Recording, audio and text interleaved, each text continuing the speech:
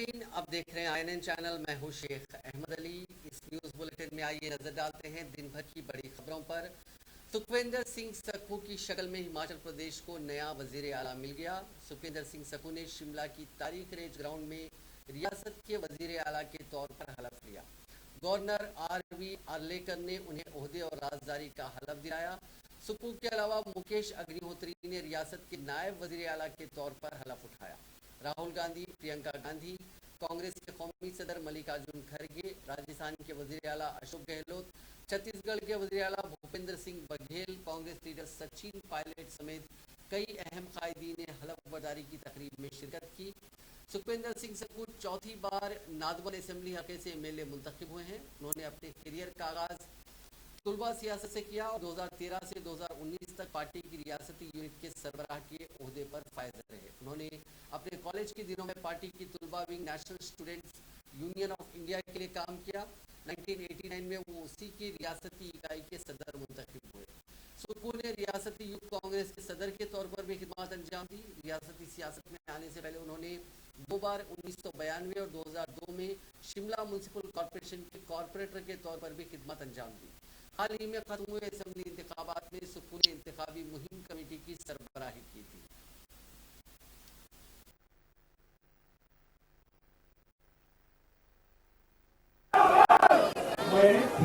मैं सुखविंदर सिंह सक्कू ईश्वर की शपथ लेता हूँ कि मैं मेरी द्वारा स्थापित भारत के संविधान के प्रति सच्ची श्रद्धा और निष्ठा रखूंगा।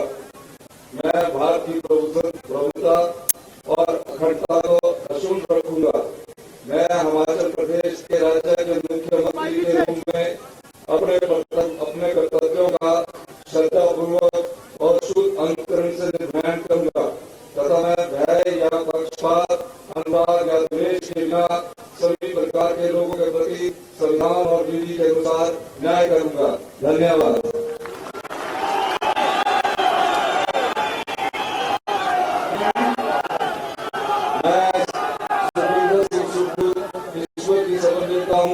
कि जो विषय मध्य प्रदेश राज्य के मुख्यमंत्री के रूप में मेरे विचार के लिए लाया जाएगा अथवा मुझे ज्ञात होगा, उसे किसी व्यक्ति या व्यक्तियों को तब के सिवाय जब ये ऐसे मुख्यमंत्री के रूप में अपने कर्तव्यों को समन्वित निर्वहन करने के लिए ऐसा करना आवश्यक हो, मैं प्रत्यक्ष अथवा अप्रत्यक्ष रूप से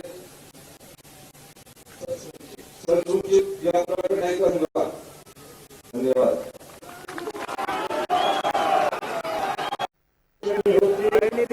ईश्वर की शपथ लेता हूँ कि मैं विधि द्वारा स्थापित भारत के संविधान के प्रति सच्ची श्रद्धा और निष्ठा रखूंगा।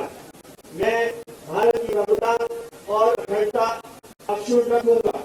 मैं हिमाचल प्रदेश राज्य के उप मुख्यमंत्री के रूप में अपने कर्तव्यों का श्रद्धापूर्वक और शुद्ध अंतकरण से निर्वहन करूंगा तथा मैं भय या पक्षपात, अनुराग या द्वेष के बिना सभी प्रकार के लोगों के प्रति संविधान और विधि के अनुसार न्याय करूंगा। मैं मुकेश अग्निहोत्री ईश्वर की शपथ लेता हूँ कि जो विषय हिमाचल प्रदेश राज्य के उप मुख्यमंत्री के रूप में मेरे विचार के लिए लाया जाएगा अथवा मुझे ज्ञात होगा, उसे किसी व्यक्ति या व्यक्तियों को तब के सिवाय जबकि ऐसा उप मुख्यमंत्री के रूप में अपने कर्तव्यों के समेत निर्वहन के लिए ऐसा करना उद्देशित हो, मैं प्रत्यक्ष अथवा अप्रत्यक्ष रूप से संसूचित या प्रकट नहीं करूंगा। धन्यवाद। गुजरात में बीजेपी की रिकॉर्ड जीत के बाद रियासत में अब दल बदल का खेल शुरू हो गया। आम आदमी पार्टी के 1 और 3 इंडिपेंडेंट MLAs ने बीजेपी की तायद का ऐलान कर दिया। हालांकि उन्होंने पार्टी में शामिल होने से इनकार किया है। 4 में से 3 पहले बीजेपी में ही थे। आम आदमी पार्टी के MLA भूपत भयानी पहली बार जूनागढ़ जिले के विसावदार सीट से जीतकर असेंबली पहुंचे हैं। वो पहले बीजेपी में भी रह चुके हैं। इलेक्शन से कुछ महीने पहले ही वो आम आदमी पार्टी में शामिल हुए थे। हालांकि मीडिया से बातचीत में भूपत ने बीजेपी में शामिल होने से इनकार किया। भूपत ने कहा कि मैं पार्टी से गद्दारी नहीं करूंगा।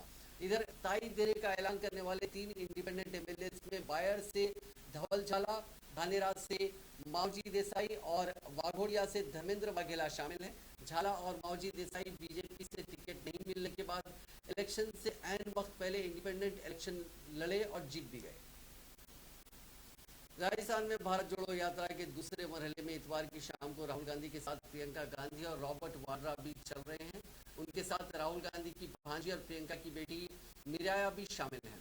वो भी कदम से कदम मिलाकर यात्रा में चल रही हैं। राहुल गांधी की यात्रा का इवनिंग फेज 1.25 घंटे की देरी से शुरू हुआ। पापड़ी रेलवे क्रॉसिंग से यात्रा लाठेरी तक 6.5 किलोमीटर तक का सफर तय किया।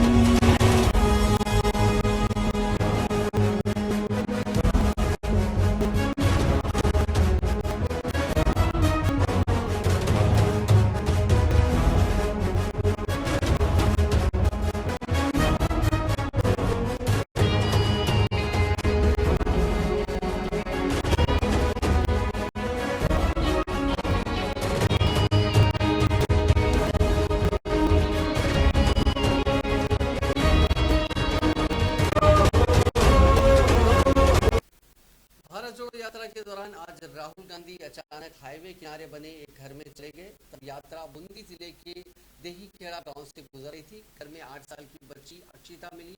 बचपन से उसकी गर्दन टेढ़ी। राहुल ने फौरन वजीर अशोक चंद्रा को बुलाया, बच्ची का इलाज करवाने के लिए कहा। राहुल ने बच्ची की मां ममता गोचर से कहा कि इस बीमारी की एक थेरेपी होती है जिससे इससे आराम मिलेगा, ये ठीक हो जाएगी। राहुल ने अक्षिता और उसके भाई को चॉकलेट भी दी। कांग्रेस विधायक जयराम रमेश ने आज कहा कि वजीर आजम नरेंद्र मोदी सिर्फ गुजरात इंतखाबात के नतीजों की बात इसलिए करते हैं ताकि वो दूसरे इंतखाबात के नतायज से ध्यान भटका सके। इसके साथ ही जयराम रमेश ने बीजेपी के साथ आम आदमी पार्टी और ऑल इंडिया मजलिस इत्तेहादुल मुस्लिमीन के अनऑफिशियल अलायंस को गुजरात इंतखाबात में कांग्रेस के खराब मुजाहरे की अहम वजह बताई। इसके अलावा जयराम रमेश ने कहा कि अशोक गहलोत की हुकूमत ने पहली बार हमारे मुल्क में शहरी रोजगार गारंटी स्कीम लागू की है। वजीर आजम नरेंद्र मोदी जिस स्कीम की तनकीद करते थे यानी नरेगा, आज वो उसे कबूलते हैं और पिछले 3 सालों में लाखों खानदानों को हर रियासत में जो राहत मिली है वो मनरेगा कानून की वजह से मिली है। अशोक गहलोत जी की सरकार ने पहली बार हमारे देश में शहरी रोजगार गारंटी योजना लागू की है। 2005 में जब मनमोहन सिंह जी की सरकार थी,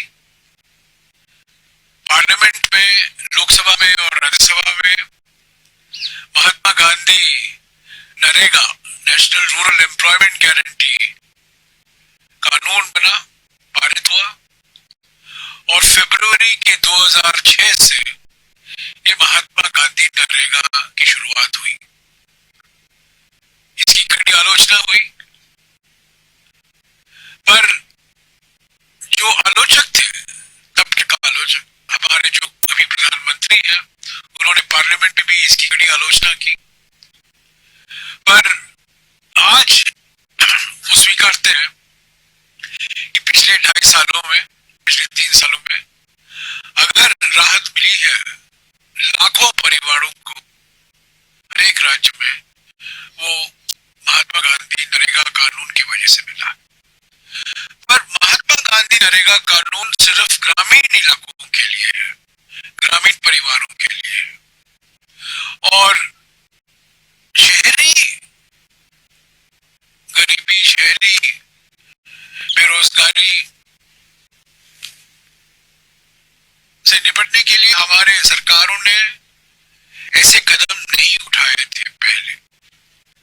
मैं मुबारक देता हूं अशोक गहलोत जी को और उनके सरकार को कि उन्होंने इस सितंबर के महीने में इंदिरा गांधी शहरी रोजगार गारंटी योजना लागू की।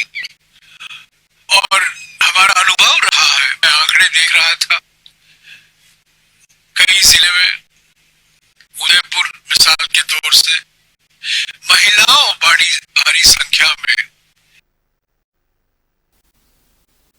वजीर आजम नरेंद्र मोदी ने इतवार को नागपुर रेलवे स्टेशन से नागपुर और बिलासपुर को जोड़ने वाली वंदे भारत एक्सप्रेस को झंडी दिखाकर रवाना किया। वजीर आजम मोदी ने सुबह तकरीबन 9:30 बजे नागपुर रेलवे स्टेशन का दौरा किया और प्रीमियम ट्रेन को झंडी दिखाई। बिलासपुर नागपुर वंदे भारत एक्सप्रेस अपना सफर 5.5 घंटे में मुकम्मल करेगी। वंदे भारत एक्सप्रेस के लिए रायपुर, दुर्ग और गोंदिया में स्टॉपेज मुकर्रर किए गए। इसके साथ नागपुर मेट्रो का पहला मरहला भी शुरू कर दिया गया। इस मौके पर वज़ीर आज़म नरेंद्र मोदी ने ट्वीट किया कि मैं नागपुर मेट्रो के पहले मरहले के इफ्तिताह पर नागपुर के लोगों को मुबारकबाद देना चाहूँगा।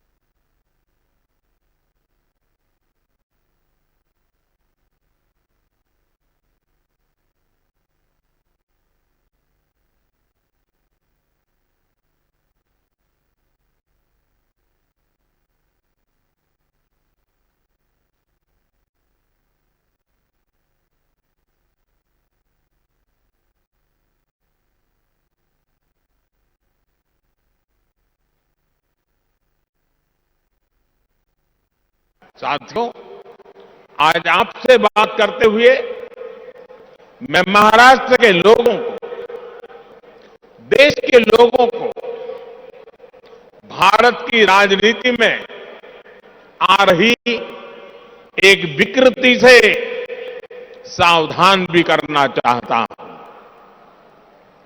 ये विकृति है शॉर्टकट की राजनीति की। ये विकृति है राजनीतिक स्वार्थ के लिए देश का पैसा लूटा देने की।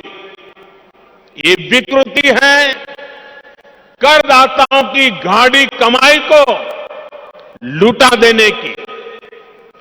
शॉर्टकट अपनाने वाले ये राजनीतिक दल, ये राजनीतिक नेता देश के हर करदाता के सबसे बड़े दुश्मन है, जिनका मकसद सिर्फ सत्ता में आना होता है, जिनका लक्ष्य झूठे वायदे करके सिर्फ सरकार हड़पना होता है, वो कभी देश नहीं बना सकते। आज एक ऐसे समय में जब भारत अगले 25 वर्षों के लक्ष्यों पर काम कर रहा है, तो कुछ राजनीतिक दल अपने निजी स्वार्थ में भारत की अर्थव्यवस्था को तबाह कर देना चाहते हैं। हम सबको याद होगा जब पहली औद्योगिक क्रांति आई, हिंदुस्तान उसका लाभ नहीं उठा पाया। दूसरी, तीसरी औद्योगिक क्रांति में भी हम पीछे रहे, लेकिन आज जब चौथी औद्योगिक क्रांति का समय है, तो भारत इसे गंवा नहीं सकता। मैं फिर कहूंगा, ऐसा अवसर किसी देश के पास बार बार नहीं आता।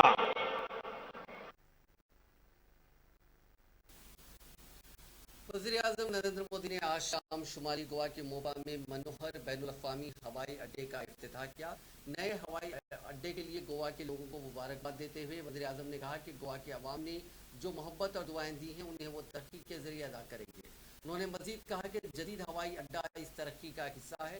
उन्होंने कहा कि उन्हें बहुत खुशी है कि हवाई अड्डे का नाम गोवा के महबूब वज़ीर आला आंजहानी मनोहर पारेकर के नाम पर रखा गया।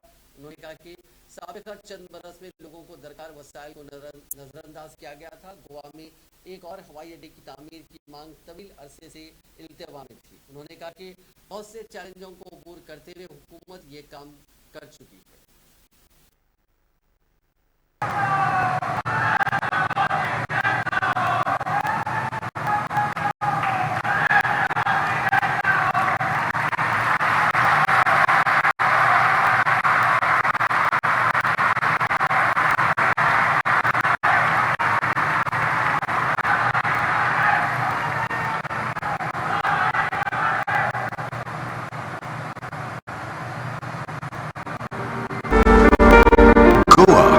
विश्व भर के पर्यटकों का पसंदीदा भारतीय पर्यटन स्थल आज विकास के नए गेटवे का अनावरण होने जा रहा है, जो पूरे विश्व का गोवा में स्वागत करते हुए राज्य की बढ़ती महत्वाकांक्षाओं को पूरा करेगा। 6 वर्ष पूर्व भारत के दूरदर्शी प्रधानमंत्री श्री नरेंद्र मोदी जी ने गोवा के नए ग्रीनफील्ड इंटरनेशनल एयरपोर्ट की आधारशिला रखी थी। मोपा न्यू ग्रीनफील्ड एयरपोर्ट आरंभ हो रहा है। आज मुझे संतोष है कि अटल बिहारी वाजपेयी जी ने जो वादा किया था, आज मुझे उसको पूरा करने का अवसर मिल रहा है। गोवा के इस स्वप्न को साकार करते हुए माननीय प्रधानमंत्री जी आज न्यू गोवा अंतर्राष्ट्रीय हवाई अड्डे का उद्घाटन कर। साथियों, आज भारत ने दुनिया के सामने वन अर्थ वन हेल्थ एक फ्यूचरिस्टिक विजन भी रखा है। वन अर्थ वन हेल्थ का मतलब है हेल्थ को लेकर एक यूनिवर्सल विजन। चाहे पानी में रहने वाले जीव जंतु हो, चाहे वन्य पशु हो, चाहे इंसान हो, वनस्पति हो, इन सब की हेल्थ इंटरकनेक्टेड है। हमें इन्हें आइसोलेशन में देखने की जगह टोटलिटी में देखना होगा। ये होलिस्टिक विजन आयुर्वेद का, भारत की परंपरा और जीवन शैली का हिस्सा रहा है। मैं चाहूंगा गोवा में हो रही इस वर्ल्ड आयुर्वेद कांग्रेस में ऐसे सभी आयामों पर विस्तार से चर्चा हो। साथियों, आज भारत ने उत्तर प्रदेश की मैनपुरी लोकसभा सीट और 2 असेंबली हलकों पर हुए जमीन इंतखाबात के नतायज को मंसूबाबंद करार देते हुए बहुजन समाज पार्टी की सरबराह मायावती ने कहा कि गैर मुतवक्किल नतायज मुस्लिम कम्युनिटी को गुमराह करने के लिए हुक्मरान बीजेपी और अहम अपोजिशन जमात समाजवादी पार्टी की मिलीभगत की तरफ इशारा कर रहे हैं। मायावती ने इतवार को कहा कि ज़मीनी इंतखाबात के नतायज गैर मुतवक्किल हैं, जो मुस्लिम कम्युनिटी को गुमराह करने वाले लग रहे हैं। उन्होंने मुस्लिम समाज को इस बारे में सोचने का मशवरा दिया। उन्होंने ट्वीट किया कि यूपी की मैनपुरी लोकसभा जमीनी इंतखाब एसपी ने जीत लिया, लेकिन रामपुर असेंबली जमीनी इंतखाब में आजम खान की खास सीट पर मंसूबाबंद तरीके से कम वोटिंग करवाकर एसपी की पहली मरतबा शिकस्त पर यह बहस गर्म है कि कहीं ये सब एसपी और बीजेपी की अंदरूनी मिली भगत का नतीजा तो नहीं। बीएसपी सुप्रीम कोर्ट ने कहा कि खासतौर पर मुस्लिम समाज को इस बारे में बहुत कुछ सोचने और समझने की जरूरत है ताकि इसे आइंदा इंतखाबात में धोखाधड़ी से बचा जा सके। कथौली असेंबली सीट पर भी बीजेपी की शिकस्त को लेकर काफी शुकूक और शुबहात है, ये भी सोचने की बात है। वाज़ेह है कि 8 दिसंबर को इख्तिताम पज़ीर मैनपुरी लोकसभा और कथौली व रामपुर असेंबली जमीनी इंतखाब में कांग्रेस और बीएसपी ने हिस्सा नहीं लिया था। मैनपुरी जमीनी इंतखाब में बीएसपी उम्मीदवार डिम्पल यादव ने एसपी उम्मीदवार डिम्पल यादव ने भारी अक्सरियत से कामयाबी हासिल की और एसपी ने सीट बरकरार रखी। हालांकि समाजवादी पार्टी को रामपुर असेंबली के तौर पर अपनी रिवायती सीट बीजेपी के हाथों गंवानी पड़ी। सुप्रीम कोर्ट ने मुस्लिम लड़कियों के लिए शादी की यकसा उम्र मुकर्रर करने के लिए कौमी कमीशन बराए खवातीन की अर्जी पर मरकजी हुकूमत को नोटिस जारी किया। अदालत ने मजहब और पर्सनल लॉ का हवाला देते हुए नाबालिग मुस्लिम लड़कियों की शादी पर एतराज किया। इस नोटिस पर अदालत ने मरकजी हुकूमत से 4 हफ्तों के अंदर जवाब तलब किया है। चीफ जस्टिस डीवाई चंद्रचूड़ की क़यादत वाली बेंच ने मुस्लिम पर्सनल लॉ के तहत मुस्लिम लड़कियों की शादी की उम्र बढ़ाने की अर्जी पर मरकज को नोटिस जारी किया। खवातीन के कौमी कमीशन ने तमाम मज़ाहिब और बरादरियों की लड़कियों के लिए शादी की उम्र बढ़ाकर 18 साल करने की हिदायत जारी करने का मुतालबा किया है। NCW ने कहा कि मुस्लिम पर्सनल लॉ को छोड़कर मुख्तलिफ पर्सनल लॉज में शादी की कम से कम उम्र ताज़ीरी दफात के मुताबिक है। दीगर पर्सनल लॉज में शादी की कम से कम उम्र मर्दों के लिए 21 और खवातीन के लिए 18 साल है। दरअसल खवातीन के कौमी कमीशन ने सुप्रीम कोर्ट में एक अर्जी दायर की थी जिसमें कर्नाटका और पंजाब और हरियाणा हाई कोर्ट समेत दीगर कई हाई कोर्ट्स के जरिए दिए गए फैसलों पर रोक लगाने और तफसीली गाइडलाइन जारी करने का मुतालबा किया था।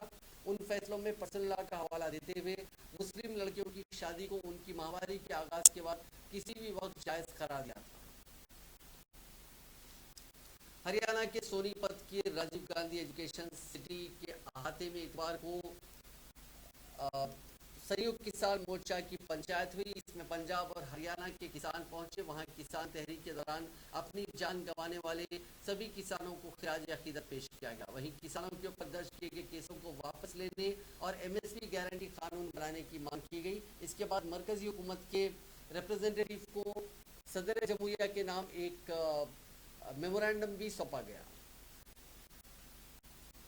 उत्तर प्रदेश के मशहूर लखीमपुर खेरी तशद्दुद केस के अहम गवाह प्रभजोत सिंह और उनके छोटे भाई सरोजजीत सिंह पर हफ्ते की रात तलवार से हमला किया गया। इस हमले में सुरजीत के सर पर शदीद जख्म आया, जबकि प्रभजोत सिंह हमले में बाल बच गए। हमले का इल्जाम आशीष मिश्रा और मोनू और उसके करीबी लोगों पर है। हमले के हवाले से प्रभजोत सिंह का कहना था कि वो अपने भाई सरोजीत के साथ तिकोनिया में एक तकरीब में शिरकत के लिए जा रहे थे कि मौके पर घात लगाए 3 लोगों ने उन पर पीछे से तलवार से हमला कर दिया। इस हमले में सरोजीत सिंह शदीद जख्मी हो गए, उनके सर में कई टाके लगे।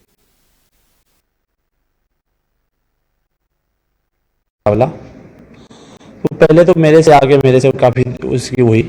हम लोग मौके में मेरा मौजूदा प्रधान भी साथ में था और भी थे, मेरा गनर भी साथ में था, सब लोग थे। तो हम लोगों ने उसको टाल दिया कि आपस में झगड़दारी अच्छी नहीं है, किसी के प्रोग्राम में आए हैं, नहीं होना चाहिए।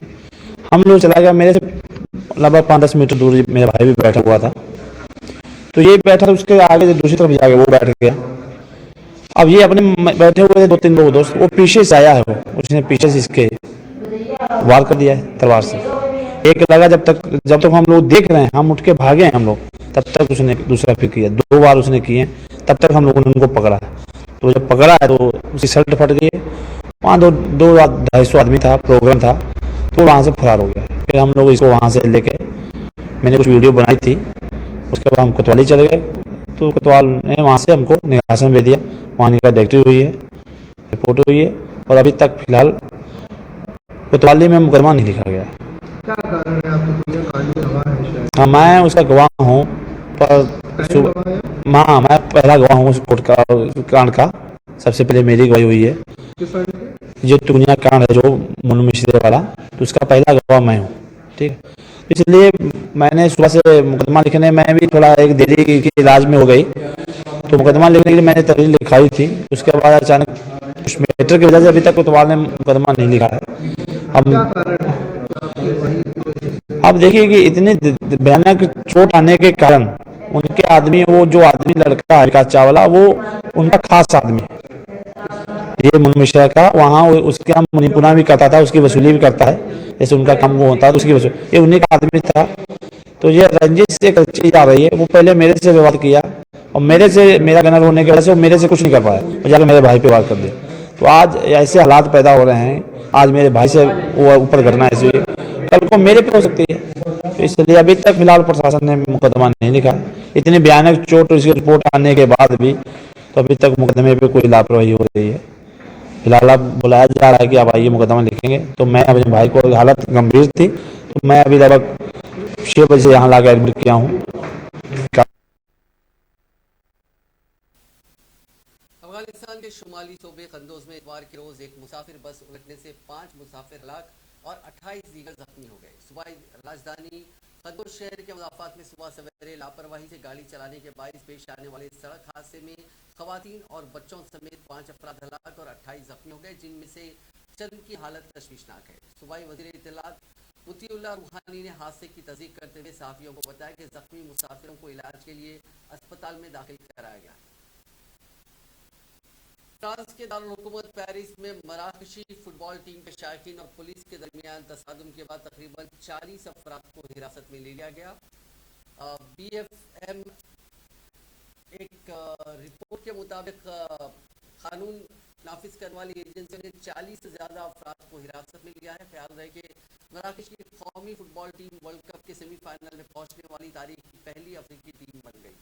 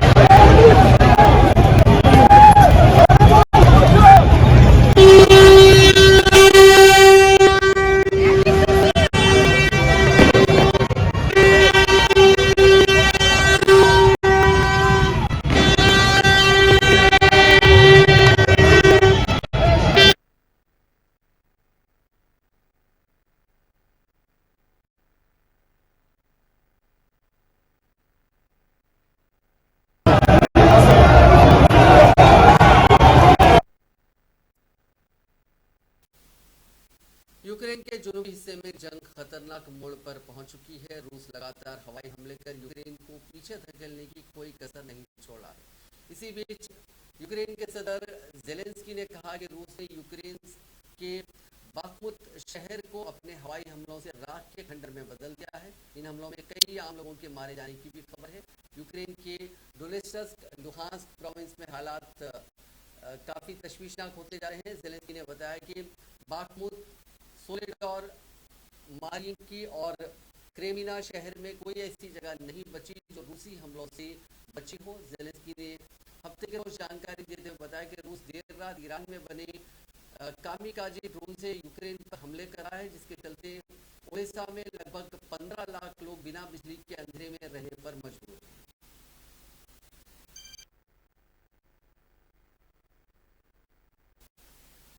अमेरिकी स्पेस एजेंसी नासा का आर्टेमिस 1 मून मिशन आज पूरा होने वाला है। इतवार को 11:10 पर ओरियन स्पेसक्राफ्ट जमीन पर वापस लौट आएगा। इसकी लैंडिंग मेक्सिको के ग्वाडालूप आइलैंड के पास पैसिफिक ओशन में होगी। नासा ने 25 दिन पहले 15 नवंबर को यह मिशन तीसरी कोशिश में लॉन्च किया था। नासा का कहना है कि जमीन में ओरियन की एंट्री खास होने वाली है। ये पहली बार स्किप एंट्री तकनीक अपनाकर जमीन पर लैंड करेगा। इस प्रोसेस में 3 स्टेप्स हैं। सबसे पहले ओरियन जमीन के एटमॉस्फेयर के ऊपरी हिस्से में एंट्री करेगा। इसके बाद ये अपने अंदर मौजूद कैप्सूल की मदद से एटमॉस्फेयर से बाहर आएगा। आखिर में पैराशूट के जरिए दोबारा वो स्पेस के अंदर आ जाएगा। नाज़रीन, आज की खास बात में बस इतना ही। आपसे कल मुलाकात होगी नई खबरों के साथ। आप देखते रहिए INN चैनल।